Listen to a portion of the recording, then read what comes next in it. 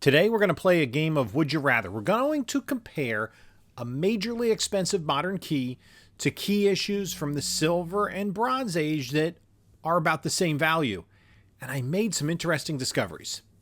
Let's take a look at what's next on this video from Bronzeville Comics.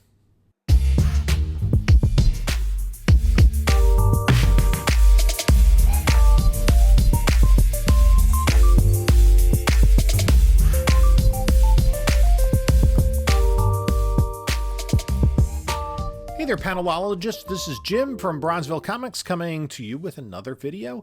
And before we get started, please like, comment, subscribe. It helps the algorithm. I appreciate everyone who watches my videos and comments and likes and all those good things. And the algorithm appreciates it as well.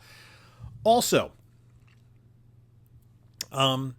follow us on the other socials, Instagram, Bronzeville_comics, Whatnot, Bronzeville_comics. If you've not yet used Whatnot, but you want to, there's a link in the description of this video where you get $10 off your first purchase, regardless of who it's with, me or somebody else. It doesn't matter. We do sales generally every Monday night at 10 p.m. Eastern Time, but we're doing a lot of weekday afternoon pop-up shows. So check out what we have coming up and bookmark the shows. Also, in the description of this video is a link to my email as well as my eBay store. I'm kind of surprised by the immense value of Ultimate Fallout 4, the Djurdjevic variant, which is a 1 in 25, first appearance of Miles Morales. And of course, Miles is a really hot character. Second movie in the animated trilogy. Announcement that the character will be coming to live action. Now, there was a recent sale in a CGC 9.8 of Ultimate Fallout 4 Djurdjevic variant for $27,600, which is a lot of money, but that's down from a $43,200 sale just in January. So I said, let's take a look and let's compare it to other keys. Copper, not much to compare it to in copper, but bronze, silver, and even a little bit of gold.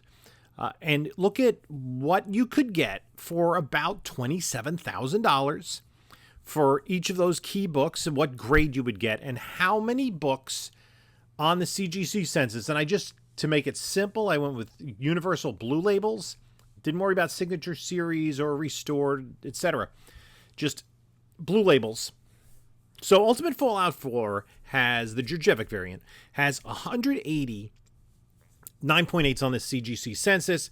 That's 23% of all the books that are graded. And for a modern book, that is a book you're going to grade in almost any condition, and you're rarely going to see it below a 9.0, 8.5, because if you're getting a variant cover, more than likely you were a collector who took care of your stuff. There is a guy that shops at my LCS, about my age, and we were comparing notes one day, and my buddy owns the LCS says, did your son find any more goodies in your PC? He goes, yeah, I found this book. It was an Ultimate Fallout 4 Djurdjevic variant, and he submitted it and got the 9.8. So that's, an incredible book to sit on. But let's take a look at other desirable books. And also, so what I'm going to do is I'm going to look at the grade approximately you could get for $27,000, and how many books are on the census in that grade or higher. So basically, how rare is the book in that grade? So one Copper Age book I looked at, and that is the first printing of Teenage Mutant Ninja Turtles #1, the first appearance of all the favorite turtles. In a CGC 9.4, there is a 90-day average of $26,700. So those are very comparable books in terms of price.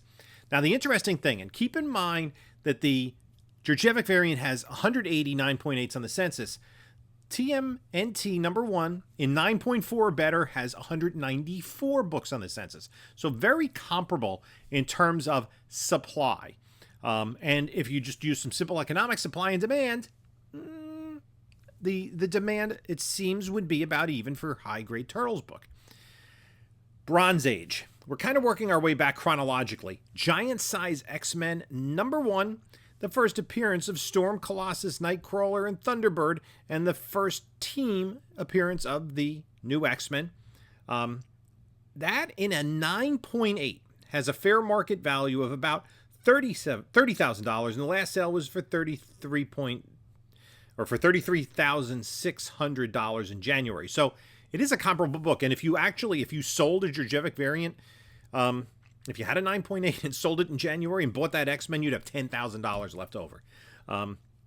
Similarly, the CGC numbers in a 9.8 giant size X-Men 1, there were 227 of them. Let's look at another key, Incredible Hulk 181. In a CGC 9.6, the one-year average there is $25,530. I believe the last sale is about $21,000. But here's where supply and demand differ from the previous three books.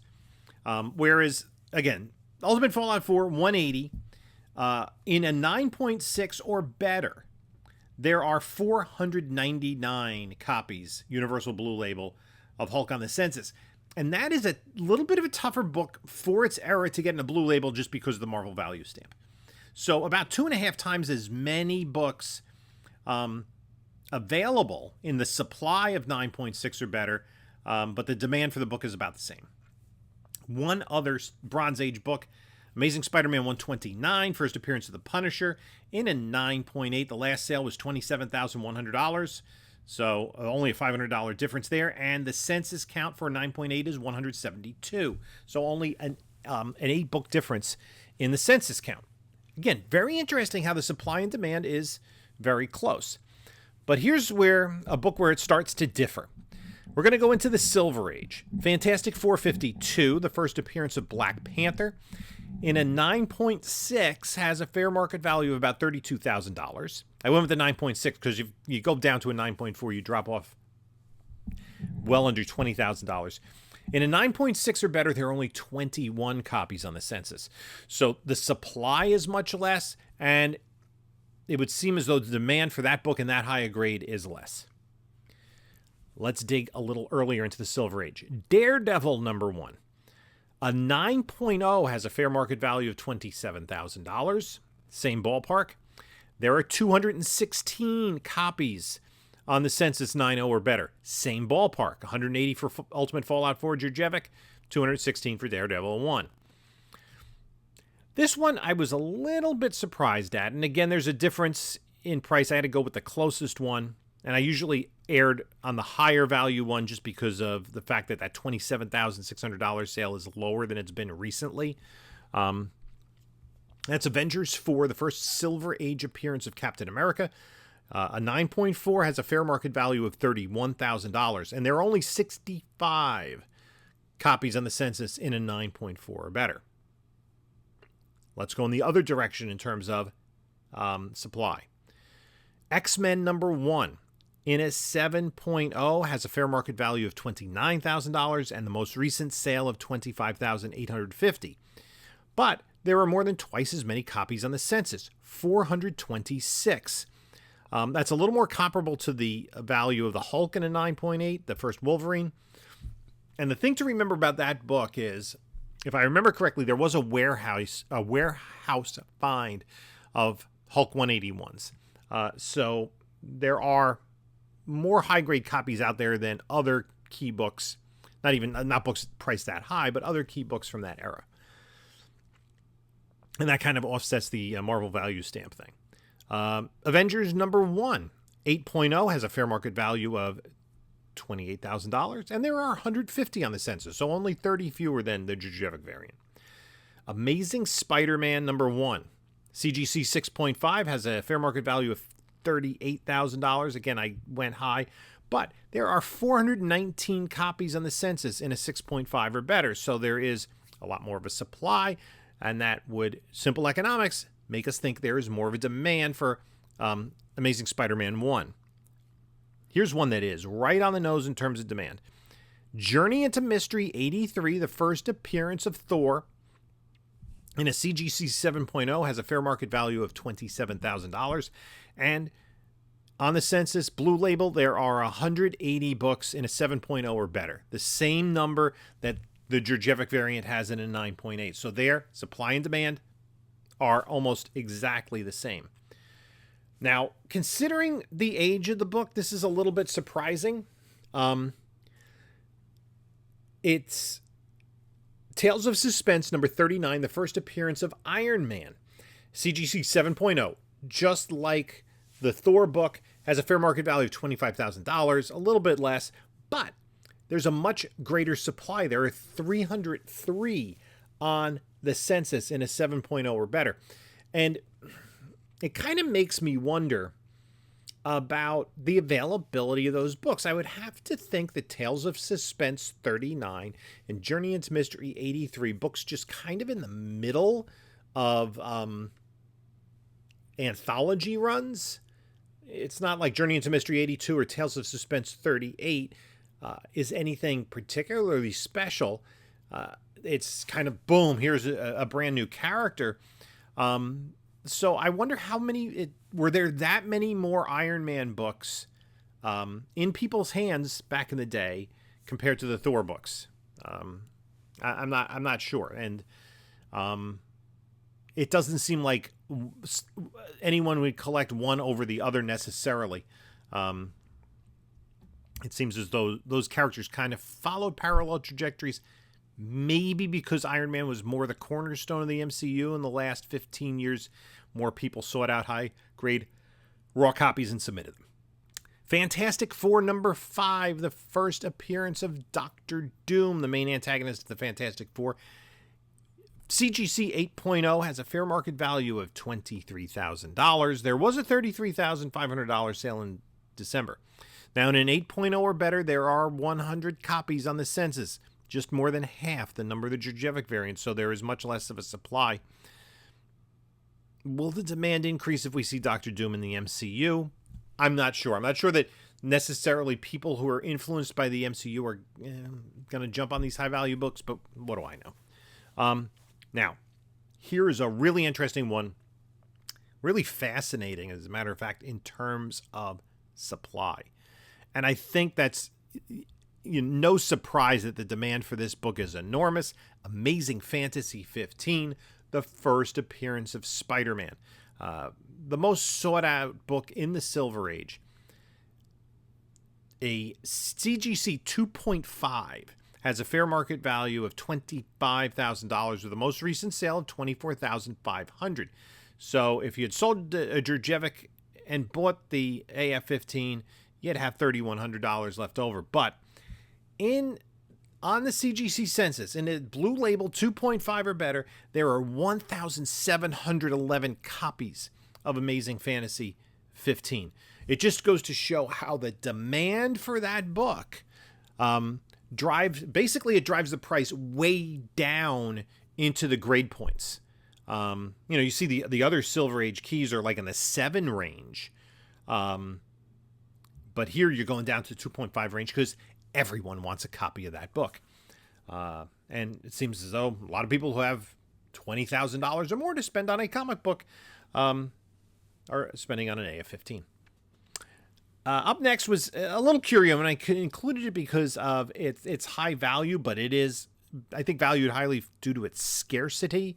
That's Tales to Astonish 27, the first appearance of Hank Pym, the man from Ant Hill. This is before he becomes a superhero, essentially. Fair market value of an 8.5 is $32,000, but there are only 20 books on the census in an 8.5 or better, and that's understandable.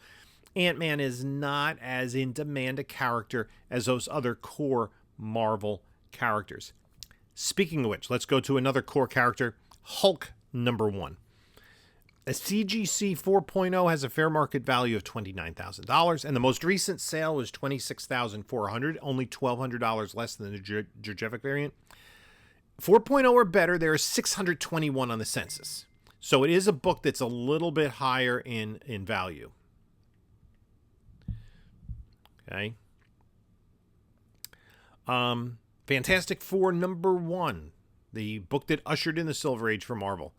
A 5.5 has a fair market value of $32,000. The most recent sale was $30,000. 310 on the census, so about 50% more than the Djurdjevic variant. So Fantastic Four number 1, obviously a book in high demand, about 50% more demand than the Djurdjevic variant, about the same as Iron Man in a similar price. So that's interesting. So what we've seen so far, and things change as we get a little bit earlier, and these are all Marvel books. So there is a method of comparison. Amazing Fantasy 15, highest demand. After that, Hulk 1, X-Men 1, Amazing Spider-Man 1, Fantastic Four 1. Oh no, the Incredible Hulk 181 is up there as well. That's right after That's right before X-Men 1. And I think part of the thing is, I guess that's a fairly attainable book in a high grade. And, you know, if you got that money, why not go for 9.6 or 9.8 instead of a 9.2, 9.4, right? So let's just do a little quick transition to DC Silver Age, because those books are always older. Justice League #1, 9.2 has a fair market value of $37,000. There are only 9 of them on the census. And then Brave and the Bold #28, the first appearance of the Justice League, and an 8.0 has a fair market value of $23,000. There are 58 on the census. And here is one where we do have an equivalence in terms of demand, and that's supply and demand. That's Showcase #4, the first appearance of Barry Allen as the Flash, in a CGC 4.0, has a fair market value of $26,000. There are 207 on the census in a 4.0 or better. Now, I wasn't really able to dig into the Golden Age, because the biggest Golden Age keys, the ones I looked at, you know, you all need much more than, you know, $27,000, although there is one exception. All-Star Comics #8, the first appearance of Wonder Woman in a CGC 2.5, had a June sale of $27,000. There are 100 on the census in a 2.5 or better. I think once you start going earlier than that, like Cap 1 in a 0.5 had a sale in March of 2020 for $39,500, and there are 95 on the census. Once you start going earlier on that, the books are so scarce, even in the lowest of grades, that it's really hard to compare. So, which would you rather? Would you rather have a Djurdjevic variant or any of these books? Would you rather have the Djurdjevic variant or 600 copies of Turok Dinosaur Hunter #1 in a 9.8? And I think that's kind of an interesting question. Is, you know, it goes to what you collect. Obviously, if you are a Miles Morales fan, that goes without saying. But you know, if you're a fan of a particular character, I think a lot of people would go for an AF-15. Now, if you have that kind of money, might you hold out for something better than a 2.5? Potentially. Let me know what books you would rather have. Which would you rather?